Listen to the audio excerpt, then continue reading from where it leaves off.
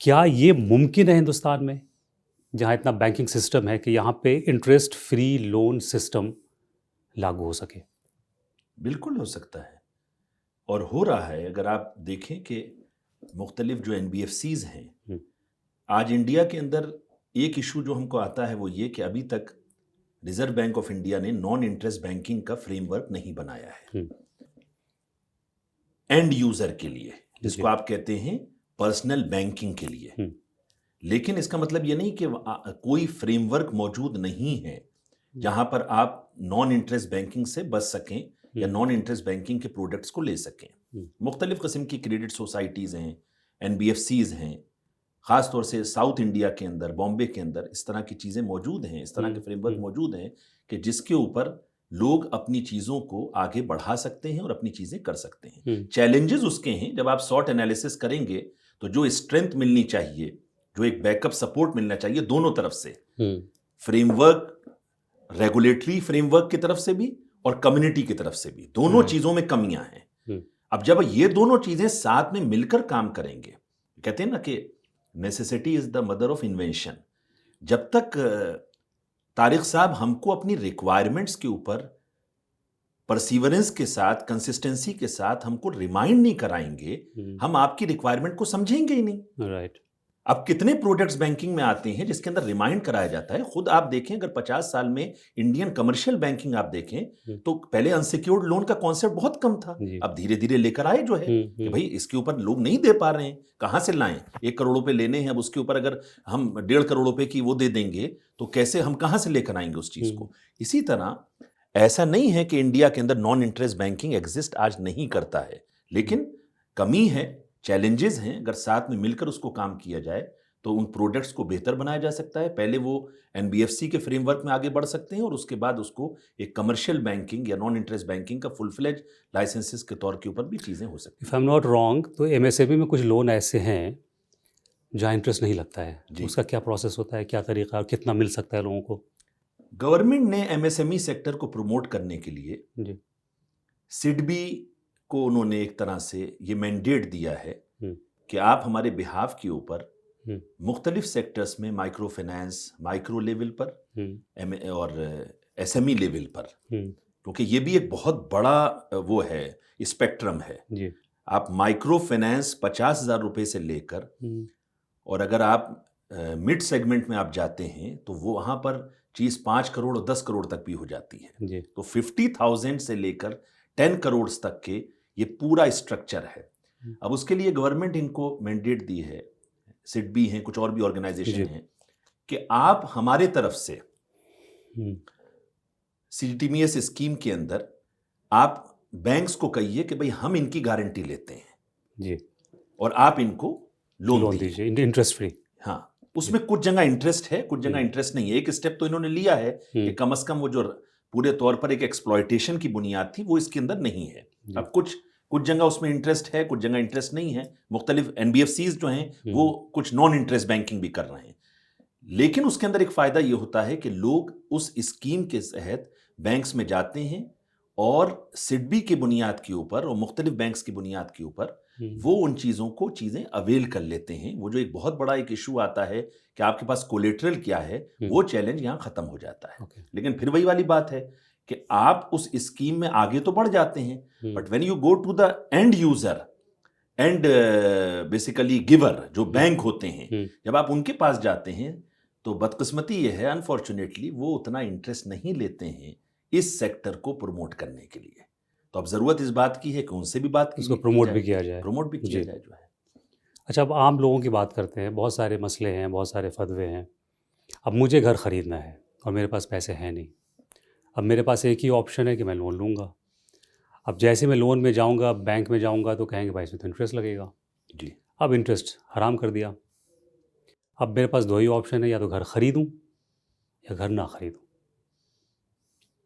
तो अगर घर ख़रीदूँगा तो मैं लोन लूँगा, लोन अगर लूँगा तो मुझे इंटरेस्ट देना पड़ेगा। अब इसको मैं फ़तवों से दूर रखता हूँ। एक प्रैक्टिकल सॉल्यूशन आप इसका क्या देंगे?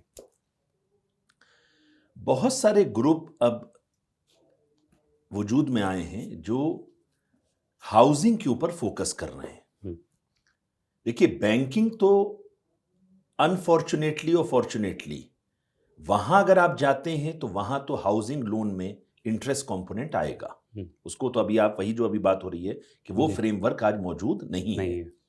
कुछ क्रेडिट सोसाइटीज उसके अंदर आती हैं जो अफोर्डेबल हाउसिंग के ऊपर काफी काम कर रही हैं इस वक्त, और उसमें चीजों के अंदर माडा भी उसमें कंट्रीब्यूट कर रहा है, एनबीसीसी भी उसमें कुछ कंट्रीब्यूशन कर रहे हैं, कुछ जो इनकी नोडल एजेंसीज हैं गवर्नमेंट की वो भी हुडको वगैरह भी इसके अंदर आती हैं और चीज़ों को प्रमोट कर रही हैं, लेकिन आम जनता इससे नावाकिफ है। अब बहुत सारे डेवलपर्स और बहुत सारे ग्रुप्स इस तरह के एग्जिस्ट कर रहे हैं, खुद हमारा ग्रुप भी इसके ऊपर कुछ काम कर रहा है कि आप लोगों को इंस्टॉलमेंट के ऊपर घर दे दिए जी। फॉर एग्जाम्पल 40 लाख का घर है, आप क्यों उनसे इंटरेस्ट ले रहे हैं?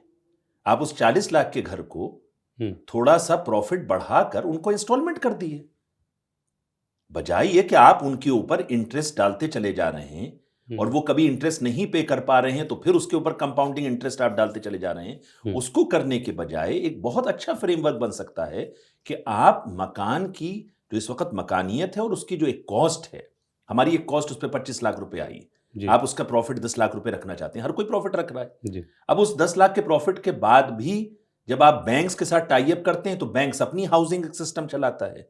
तो अब बहुत सारे ग्रुप्स ऐसे हैं जो बैंक से ये कह रहे हैं कि भाई आप इनके लोन अकाउंट तो खोल दें, लेकिन उसके अंदर इंस्टॉलमेंट्स जो हैं हमें आपका लोन नहीं चाहिए, लेट देम पे टू अस डायरेक्टली, और वो आपके इंस्टॉलमेंट्स के हिसाब से आपको पेमेंट करेंगे और आप अपने वक्त के ऊपर उन चीज़ों को मियाद के ऊपर कंप्लीट कर लेंगे। इससे एक फायदा क्या होता है कि किसी स्टेज के ऊपर आपका बाउंस भी अगर होती है चीज़, तो वो जो एक लोगों को एक डर होता है, प्रेशर होता है कि भाई अच्छा, खास तौर से जो बेचारे हमारा वो क्लास है जो बड़ी ईमानदारी के साथ मेहनत के साथ पैसा कमा रहा है, उसको डर ज़्यादा होता है क्योंकि उसको अपनी इज्जत भी समाज में देखनी होती है, उसको ये भी देखना होता है कि भाई कल को हमने इतना पैसा दे दिया है, अब थोड़े से पैसे बचे हैं वो भी अगर हम नहीं दे पा रहे हैं तो उसमें तो एक अच्छी बात यह है कि डेवलपर के साथ जाकर आप रीस्ट्रक्चरिंग कर सकते हैं, ग्रुप्स के साथ जाकर आपको एक रीस्ट्रक्चरिंग ऑफ द रीपेमेंट आपका बन सकता है। बैंक्स के अंदर उसकी बहुत कम लिमिटेशन होती है रीस्ट्रक्चरिंग की। तो ये रीस्ट्रक्चरिंग की जो आप बात करिए तो एक लंबा प्रोसेस है जी। अब मुझे लगता है कि सऊदी अरेबिया और ऐसे बहुत सारे ममालिक हैं जहाँ इस स्ट्रक्चर पे काम करते हैं वो लोग। आपको गाड़ी ख़रीदनी है 40 लाख की, आपको अगर डाउन पेमेंट करना है 40 लाख दीजिए अप फ्रंट और आप गाड़ी ले लीजिए। आपको इंस्टॉलमेंट करनी है तो वो 40 की गाड़ी आपको 50 में मिलेगी, फिर आप इंस्टॉलमेंट करवा लीजिए। अभी इंडिया में ये कल्चर बहुत आम नहीं है। तो फिर पहले सवाल फिर से आता हूँ मैं कि लेकिन अगर मुझे लेना ही है घर, तो क्या इसमें कोई हम रास्ता निकाल सकते हैं अपने आप को खुश करने के लिए कि चलो भाई हमें घर तो लेना है और इंटरेस्ट मजबूरी है देना, तो दे दें और ले लें मकान? क्रेडिट सोसाइटीज़ में ये ऑप्शंस काफ़ी मौजूद रहते हैं जिसके अंदर आपको इंटरेस्ट नहीं देना है। जैसे हमारे नजीबाबाद के अंदर एक अरसे पहले मुस्लिम फंड कायम हुआ, उन्होंने छोटे छोटे लोगों को खड़ा किया, 1971-70s के अंदर वो कायम हुआ। मुफ्ती ज़की साहब, मुफ्ती इजहार साहब थे, काफ़ी क्लोजली हम लोगों के साथ एसोसिएटेड रहे। उन्होंने अच्छे खासे लोगों को मकान दिलवाए अपनी पूरी उसी माइक्रो फाइनेंस मॉडल के ऊपर, अच्छे खासे लोगों को उनके कारोबार को इस्टेब्लिश कराया उसी मॉडल के ऊपर। तकवा वाले वहाँ पर साउथ इंडिया के अंदर इस काम को कर रहे हैं, अल अमीन वाले इस वक्त बेंगलोर के अंदर कर रहे हैं, केरला के अंदर अलबरका फाउंडेशन और सारी चीज़ें इस काम को कर रहे हैं।